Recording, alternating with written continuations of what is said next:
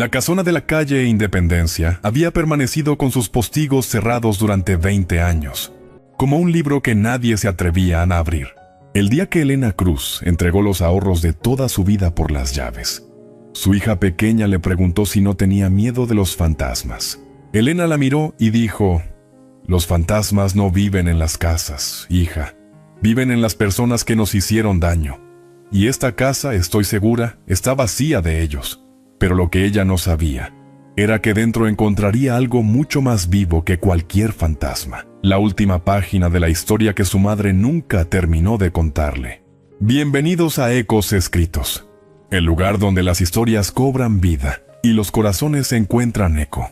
Hoy te traemos una historia de sueños heredados, de secretos escondidos entre paredes antiguas y de cómo una mujer descubrió que el deseo más profundo de su madre era también la llave para su propio destino. Si te gustan las historias que llegan al alma, suscríbete ahora y cuéntanos en los comentarios desde qué ciudad del mundo nos estás escuchando hoy. Queremos saludarte mientras comienza esta historia. La vida de Elena Cruz, hasta ese jueves de octubre, había sido una larga cadena de pequeños sacrificios. A sus 32 años, su mundo giraba en torno a dos ejes: su hija Lucía, de 7, y el recuerdo de su madre, fallecida 5 años atrás. Trabajaba 12 horas diarias en una lavandería del centro de Toluca. Llegaba a casa con las manos agrietadas por el cloro y el cansancio incrustado en los huesos, pero cada noche, antes de dormir, repasaba las mismas cifras en una libreta gastada. ¿Cuánto había ahorrado? ¿Cuánto faltaba? ¿Cuánto más tendría que trabajar? Su madre, doña Rebeca, había sido mujer de pocas palabras, pero de sueños enormes. Durante los últimos 10 años de su vida, cada vez que pasaban frente a la vieja casona de la calle Independencia, la mujer se detenía. Siempre decía lo mismo, con los ojos brillantes: «Mira, Elena, mira esos balcones. ¿Te imaginas vivir ahí? ¿Te imaginas despertar y ver la vida desde esas ventanas?». La casona, incluso entonces, ya lucía abandonada. La fachada de cantera estaba manchada por la humedad. Las ventanas parecían ojos cerrados, y el jardín delantero era una selva de maleza. Pero para Rebeca, aquel edificio era la prueba de que la belleza podía sobrevivir al abandono. Cuando su madre murió, Elena enterró con ella la posibilidad de cumplirle ese deseo, porque a veces los sueños de los muertos pesan más que los de los vivos, y siguió adelante, sola, con una niña que mantener y una vida que apenas le daba respiro. Hasta que una tarde de septiembre, camino a recoger a Lucía al colegio, vio el letrero: Sivenge, Inmobiliaria Toluca. El corazón le dio un vuelco. La casona de su madre estaba en venta. No era un letrero nuevo, seguramente llevaba meses ahí, pero ella siempre había pasado con la cabeza gacha, mirando el suelo para no tropezar con las banquetas rotas. Ese día, por alguna razón, levantó la vista, y allí estaba, esperándola. Esa noche no durmió. Sacó su libreta, sumó, restó, volvió a sumar. Tenía ahorrado 143,000 pesos. Era todo lo que había logrado juntar en 8 años de trabajo. El fondo con el que soñaba comprar un departamento pequeño. Algo propio, algo seguro para Lucía. Pero el corazón no entiende de cifras, solo de deudas que nunca pudimos pagar en vida. A la mañana siguiente, llamó a la inmobiliaria. El agente, un hombre de bigote espeso y sonrisa profesional llamado Gilberto Saldívar, se mostró escéptico cuando Elena pidió una cita para ver la propiedad. «Señorita, no sé si usted está consciente del estado de la casa. Lleva más de 20 años abandonada. La rehabilitación va a costar una fortuna. Además, el precio de venta es de 400,000 pesos». Elena escuchó en silencio. 400,000. Era una locura. Era el triple de lo que tenía. Pero algo le hizo preguntar: ¿y por qué está tan barata? Digo, por la zona, por el terreno. Hubo una pausa incómoda al otro lado de la línea. Mire, hay, digamos, una situación particular con la propiedad. Han habido varios interesados, pero ninguno ha querido seguir adelante después de visitarla. Hay rumores, usted sabe. Cosas de pueblo, que si ruidos por la noche, que si sombras en las ventanas. Tonterías, claro. Pero la gente es supersticiosa. Elena sintió un escalofrío, pero no de miedo. Fue otro tipo de sensación, como si algo muy adentro le susurrara: «Ve, tienes que ir». 3 días después, Con Lucía en la escuela y un permiso de 2 horas en la lavandería, Elena Cruz entró por primera vez a la casona que su madre había amado sin conocer. El portón de madera, carcomido por las termitas, gimió al abrirse. El jardín era una jungla, arbustos que llegaban a la cintura, una fuente seca cubierta de moho, y un viejo laurel que extendía sus ramas como brazos que pedían auxilio. Gilberto Saldívar la guiaba con cautela, evitando los charcos de agua estancada. La puerta principal estaba sellada con tablones. «No tenemos la llave original», explicó Saldívar mientras un ayudante forcejeaba con una palanca. «Se perdió hace años, pero el dueño autorizó que rompiéramos esto». Cuando la madera cedió y la luz de la tarde penetró en el recibidor, Elena contuvo el aliento. El polvo lo cubría todo. Una araña de cristal, rota y ladeada, colgaba del techo como un pájaro herido. El piso de madera estaba hundido en algunas secciones, y el papel tapiz, de un tono que alguna vez fue dorado, colgaba en tiras. Pero incluso en ese estado de devastación, la casa conservaba una dignidad extraña. Los techos eran altísimos, las molduras de yeso contaban historias de flores y ángeles, y la escalera principal, un monstruo de caoba tallada, aún se erguía desafiante hacia el piso superior. «¿Ve lo que le digo?», murmuró Saldívar. «Esto es un cascarón. Necesita dinero, mucho dinero». Elena no respondió. Caminó por el recibidor, pasó la mano por el pasamanos de la escalera, y el polvo se levantó como pequeñas estrellas en los rayos de sol. En ese momento, sintió algo extraño, una presencia, no una presencia fantasmal, no algo que diera miedo, sino una sensación de familiaridad, como si hubiera estado allí antes, en algún sueño que no recordaba. Subió las escaleras sin esperar a la gente. El crujido de los peldaños era un lenguaje antiguo. Arriba, un pasillo largo con 5 puertas. La primera, entreabierta, daba a un dormitorio principal con un balcón que daba a la calle. El balcón que su madre admiraba desde fuera. Elena se asomó y vio la banqueta, el tráfico, la vida cotidiana que pasaba ignorando ese lugar. Desde allí arriba, el mundo se veía distinto. «¿Mamá?», escuchó decir a su madre en el recuerdo. «¿Te imaginas despertar y ver la vida desde esas ventanas?». «Sí, mamá», pensó, «sí me lo imagino». Esa noche, sentada en la mesa de su pequeño departamento, con Lucía haciendo la tarea a su lado, Elena tomó la decisión más irracional de su vida. Vendería todo lo que tenía. El coche, un viejo Tsuru del 98. Las pocas joyas de su madre que conservaba. Pediría un préstamo a su prima en Estados Unidos. Haría lo que fuera necesario. No podía comprar la casa al contado, pero tal vez podría negociar un plan de pagos, un enganche, algo.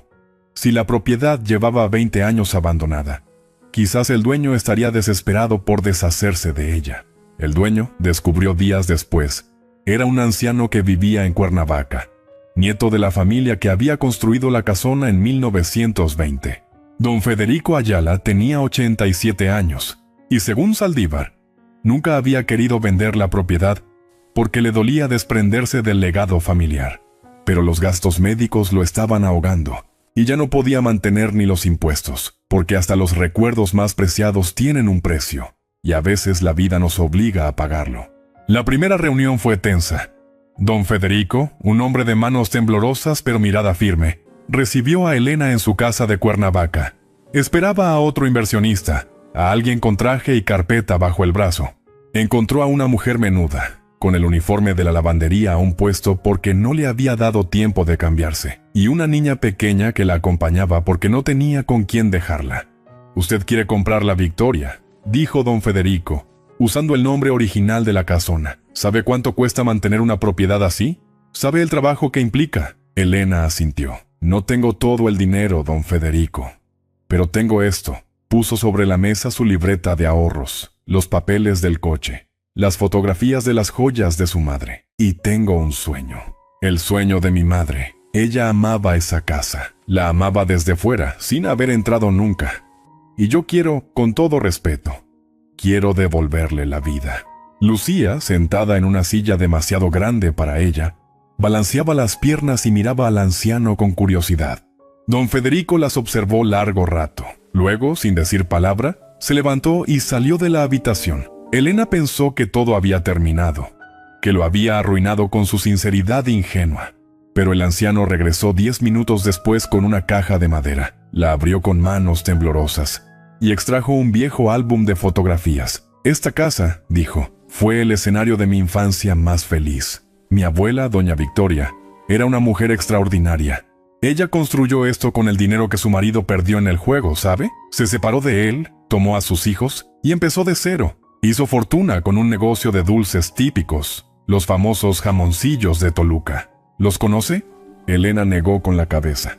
Ella los hacía en la cocina de esa casa. Durante años, el olor a leche quemada y canela impregnaba cada rincón. Luego, cuando murió, mis tíos dejaron que todo se viniera abajo. Las rencillas familiares, la herencia mal repartida. La Victoria se convirtió en un símbolo de todo lo que destruimos. Don Federico cerró el álbum. «Señorita Elena, yo no quiero su dinero». «Bueno, sí lo necesito, pero no quiero su sacrificio si no entiende lo que esa casa significa. Si usted está dispuesta a honrar la memoria de mi abuela y a convertir ese lugar en un hogar otra vez, yo le aceptaré los 140,000 como enganche y le firmaré un pagaré por el resto, sin intereses, para que pague cuando pueda. Pero si viene solo a especular, a revender, entonces no hay trato». Elena sintió que el suelo se movía bajo sus pies. Sin intereses, 140,000 de enganche. Era una oportunidad que no merecía, un milagro que no había pedido. «Acepto», susurró con la voz quebrada. «Acepto, don Federico. Y le juro que voy a cuidar de la Victoria como si fuera mi propia sangre». La firma del contrato fue un mes después. Elena vendió el coche, empeñó las joyas, su prima le prestó 20,000 pesos y con el corazón en un puño entregó el dinero. Ahora era dueña de una ruina, dueña de un sueño. Las primeras semanas fueron brutales. Elena se levantaba a las 4 de la mañana para ir a la lavandería. Trabajaba hasta las 2, corría a recoger a Lucía a la escuela, y de 3 a 9 de la noche, madre e hija se instalaban en la Victoria a trabajar. Limpiaban escombros, arrancaban maleza, tiraban muebles podridos. Lucía, con su escoba pequeña, barría el polvo mientras cantaba canciones de la escuela. Un sábado, mientras vaciaban un armario empotrado en lo que había sido la cocina, Elena encontró algo. Detrás de unas tablas sueltas había un espacio hueco. Metió la mano, sintió el frío del polvo acumulado, y luego sus dedos rozaron algo metálico. Una caja, pequeña, oxidada, pero con un candado intacto. «¿Qué es, mami?», preguntó Lucía acercándose. «No sé, hija, vamos a ver». Forzar el candado fue imposible. Tuvieron que esperar al lunes para que un cerrajero lo abriera. Esos 2 días fueron una agonía de preguntas. ¿Qué guardaría esa caja? ¿Dinero? ¿Documentos? ¿El fantasma de doña Victoria? Cuando por fin el metal cedió y la tapa se levantó, Elena descubrió algo que no esperaba.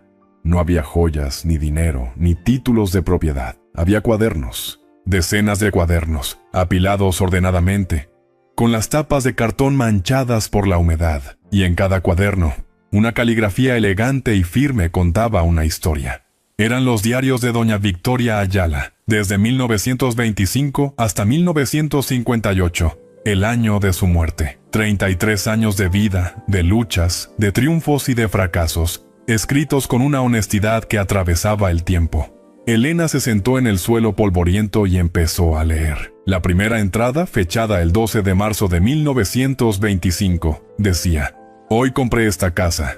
Mis hijos me llaman loca, mis hermanas me dan la espalda, y mi esposo, ese canalla, se ha llevado hasta los muebles. Pero tengo mis manos, tengo mi receta de jamoncillos, y tengo la certeza de que una mujer sola puede construir un imperio si no olvida quién es. Esta casa será testigo de mi victoria. Por eso la llamo La Victoria». Lágrimas rodaron por las mejillas de Elena. Aquella mujer, 80 años atrás, había pasado por lo mismo que ella. Abandono, soledad, la carga de criar hijos sin ayuda.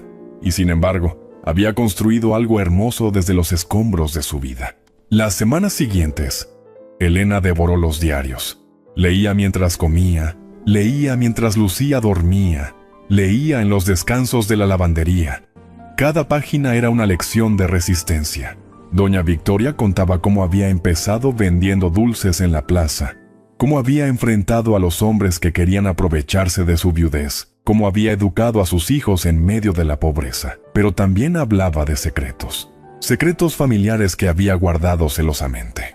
Una entrada de 1943 capturó su atención. Hoy recibí una carta de mi hermana menor, la única que no me abandonó. Me cuenta que nuestro sobrino, el hijo de nuestro hermano mayor, está en problemas. Ha estado robando para pagar deudas de juego. Mi hermano, el orgulloso, el que me llamó loca por comprar esta casa, ahora suplica mi ayuda en silencio. No puedo negarme, aunque me duela. He decidido poner una parte de mis ganancias cada mes en un fondo secreto, por si sus hijos algún día necesitan escapar de la maldición de su padre. El dinero está en el sótano, en una caja fuerte detrás del tercer ladrillo contando desde la ventana. Que nadie lo sepa, que nadie lo toque. Este es mi seguro, mi venganza silenciosa contra un mundo que no cree en las mujeres. El corazón de Elena se detuvo. El sótano. Ella ni siquiera sabía que la casa tenía sótano. En todas las visitas, en todas las limpiezas, nunca había visto una entrada al subsuelo. Esa misma tarde, con los diarios en la mano, recorrió cada rincón de la planta baja, probó tablas del piso, golpeó paredes, examinó armarios. Nada. Era como si el sótano hubiera sido sellado a propósito. Finalmente, casi por casualidad, en la despensa junto a la cocina, notó que una sección del piso de cemento tenía un tono ligeramente distinto al resto. Consiguió un martillo y un cincel y empezó a picar. La losa era gruesa, pero tras una hora de trabajo encontró lo que buscaba: un aro de metal oxidado. Tiró con todas sus fuerzas y una trampilla de madera oculta bajo el cemento cedió con un gemido. De la abertura ascendió un olor a humedad profunda, a tierra, a tiempo detenido. Elena bajó con una linterna. Los peldaños eran de piedra, resbaladizos por la humedad. El sótano era pequeño, no más de 3 metros cuadrados, y estaba vacío, casi vacío. En una de las paredes, contando desde la única ventana diminuta que daba a la calle, había una hilera de ladrillos. Elena contó: primero, segundo, tercero. Tocó el tercer ladrillo. Estaba suelto. Con cuidado, lo extrajo. Detrás no había una caja fuerte, sino una caja de madera, similar a la que había contenido los diarios, pero más pequeña. La sacó, la limpió del polvo y la abrió con manos temblorosas. Lo que vio la dejó sin aliento. No era dinero, eran acciones. Acciones al portador de empresas mexicanas de mediados del siglo XX. Teléfonos de México, petróleos mexicanos, algunas compañías ferroviarias que ya no existían. Y junto a las acciones, un sobre lacrado con una inscripción: para quien encuentre esto. Si es que alguien lo encuentra, que sepa que no es un robo, es un legado. Yo, Victoria Ayala, dejo esto para que alguien con valor lo use bien. Porque el dinero que no se hereda con amor, se hereda con olvido. Yo escojo el amor. Elena no sabía cuánto valían aquellas acciones. Podían ser nada, papeles viejos sin valor, o podían ser una fortuna. Pero eso no era lo importante. Lo importante era que doña Victoria, 80 años atrás, había querido que alguien encontrara eso. Había querido que su secreto no se perdiera, que su venganza silenciosa contra un mundo injusto llegara a manos de alguien que entendiera. Y ese alguien era ella. Durante 2 semanas, Elena guardó el secreto. Solo Lucía sabía. «Mami, ¿somos ricas?», preguntó la niña una noche. Elena la abrazó. «No, hija, somos afortunadas, que no es lo mismo». Consultó con un abogado, un hombre mayor que llevaba años jubilado, pero que le había recomendado doña Matilde, la vecina que les había regalado unas sábanas viejas para tapar las ventanas. El abogado, licenciado Humberto Quijano, revisó los documentos con lupa. «Señora Elena», dijo al cabo de una semana con una voz que temblaba de emoción, «usted no tiene idea de lo que tiene aquí. Estas acciones han sufrido splits, fusiones, revalorizaciones. He hablado con un amigo en la bolsa. Esto vale alrededor de 5 millones de pesos».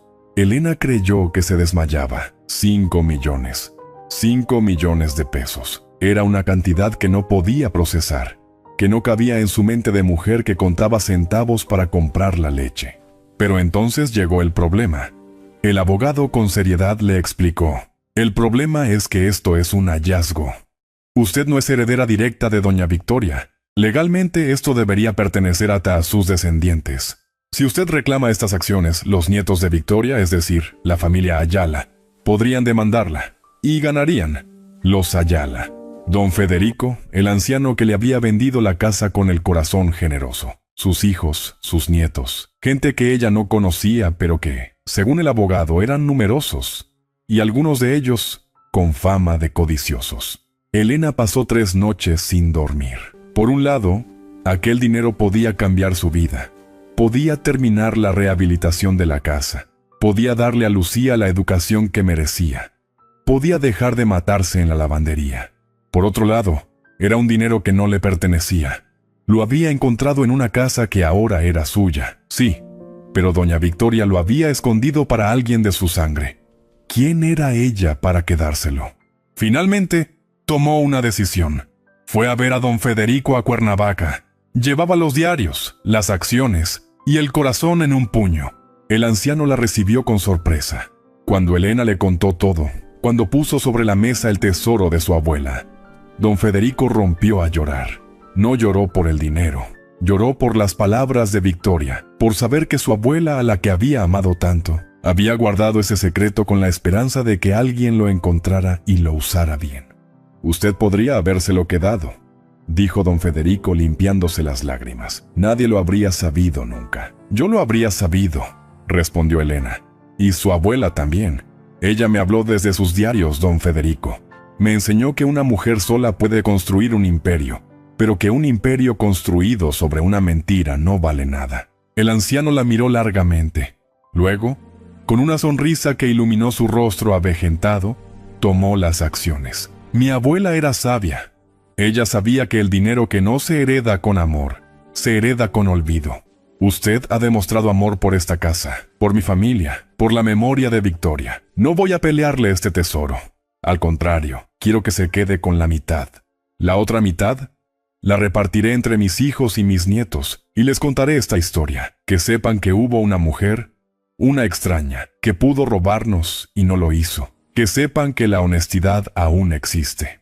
Elena quiso protestar, pero don Federico fue inflexible. Se firmaron papeles, se legalizó el acuerdo, y 2 meses después, Elena Cruz recibió un depósito de 2,5 millones de pesos en su cuenta. La noticia corrió por Toluca como pólvora, y como era de esperarse, llegó a oídos de quienes menos lo merecían.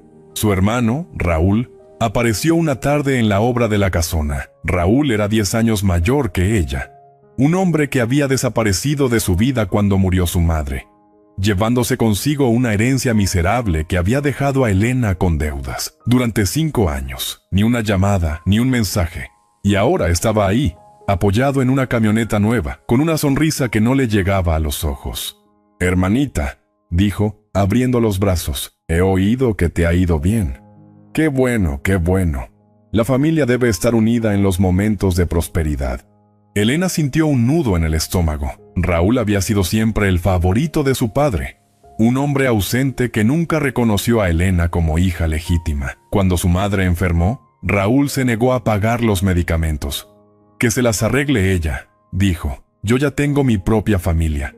No tengo nada que hablar contigo, Raúl. Vamos, no seas rencorosa. Te traigo una propuesta de negocios. Conozco gente, puedo ayudarte a invertir ese dinero, sacarle más provecho». Elena negó con la cabeza.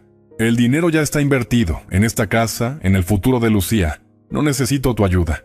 La sonrisa de Raúl se torció. «¿Sabes qué?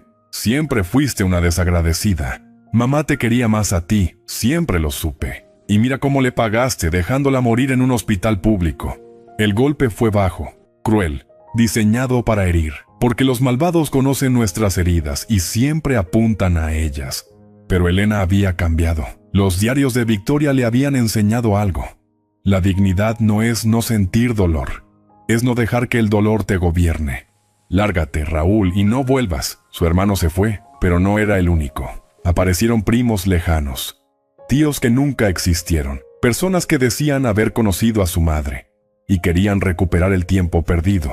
Elena soportó todas las visitas, todas las manos extendidas, todas las falsas muestras de cariño. A algunos les dio trabajo en la rehabilitación, a otros los despidió con una sonrisa firme.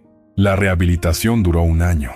Elena dejó la lavandería y se dedicó por completo a la Victoria. Contrató albañiles, restauradores, jardineros. Respetó cada detalle original. Los pisos de madera fueron lijados a mano, los vitrales restaurados por un artesano de Puebla.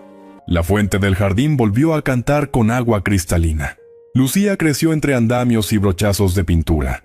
Una tarde, mientras ayudaba a elegir el color para la habitación que sería suya, preguntó: «Mami, ¿la señora Victoria está contenta con lo que estamos haciendo?»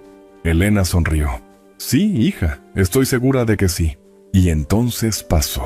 Era un domingo por la mañana. Las obras estaban casi terminadas. Elena y Lucía desayunaban en lo que había sido la cocina de doña Victoria, ahora convertida en un espacio luminoso y moderno, pero con el alma intacta.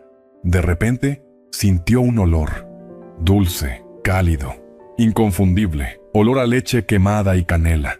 «¿Hueles eso, mami?», preguntó Lucía.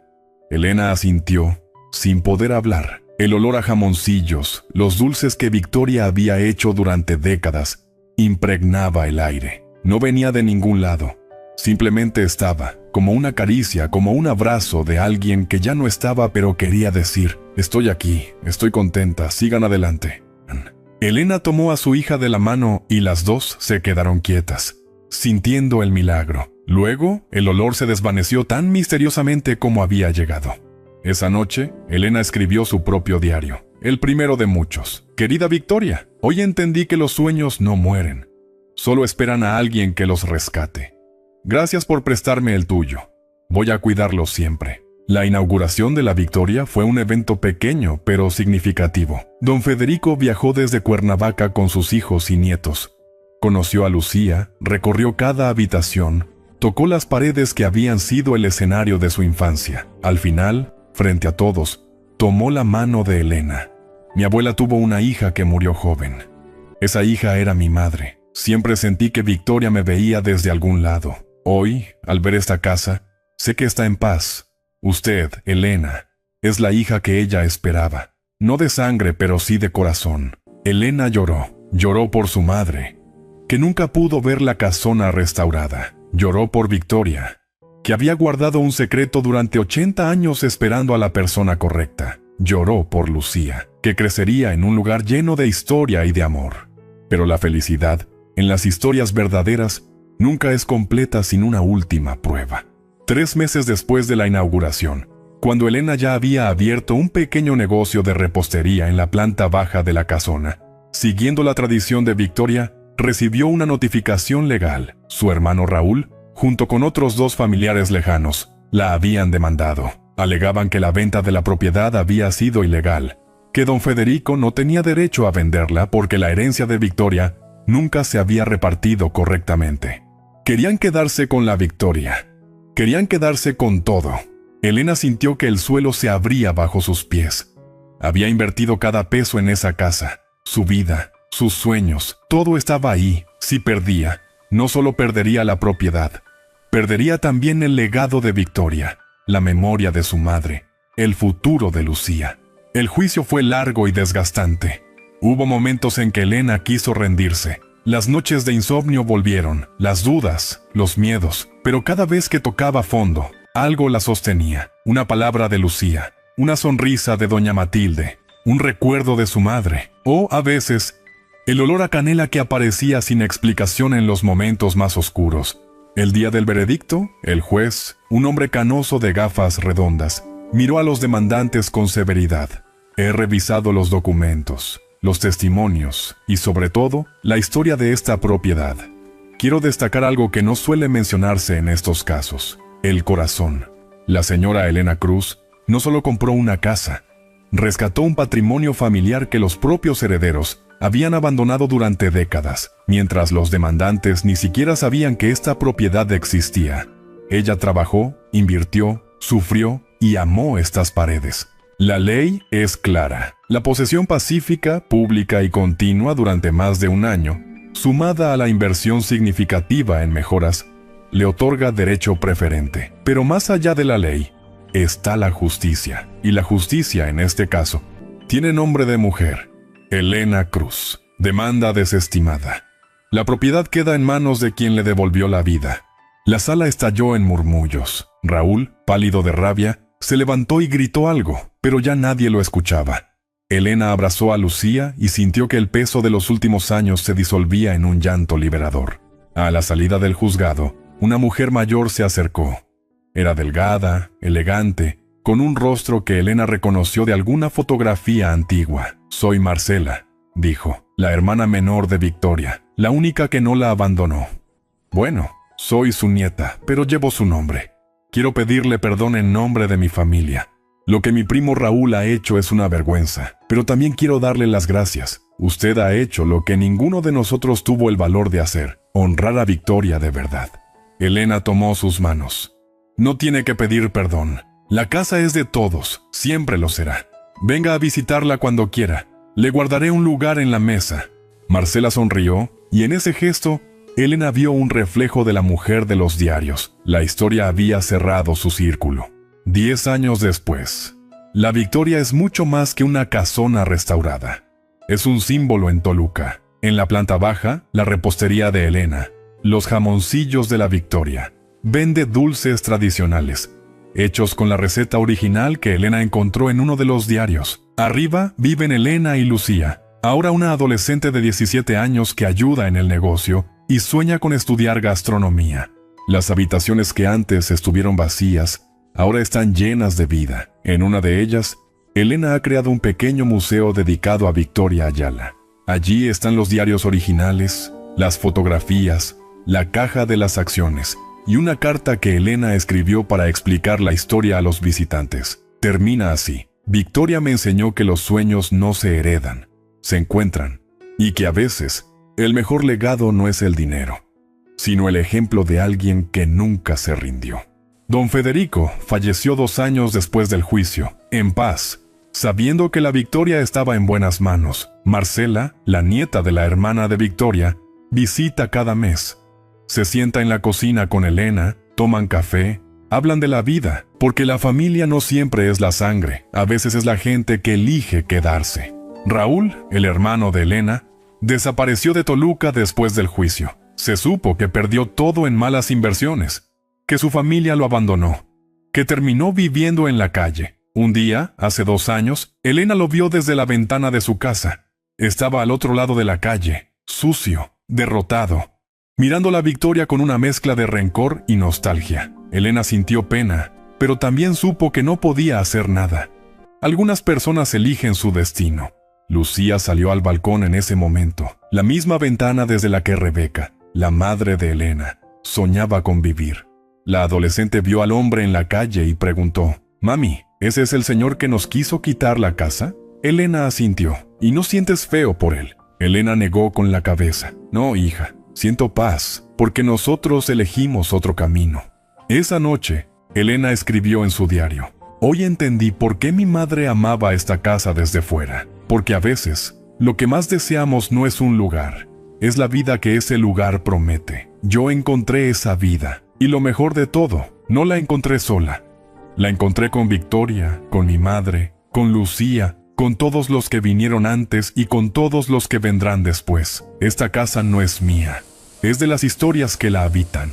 Y mientras la noche caía sobre Toluca y las luces de la Victoria se encendían una a una, el aroma a canela y leche quemada volvió a flotar en el aire, solo por un instante, solo para recordar que hay presencias que nunca se van del todo. Porque cuando el amor es verdadero, siempre encuentra la manera de quedarse. Si esta historia te ha tocado el corazón, déjanos en los comentarios la palabra legado y cuéntanos qué te ha parecido. No olvides suscribirte a Ecos Escritos y activar la campanita para no perderte más historias que tocan el alma. Nos vemos en la próxima historia. ¡Hasta pronto!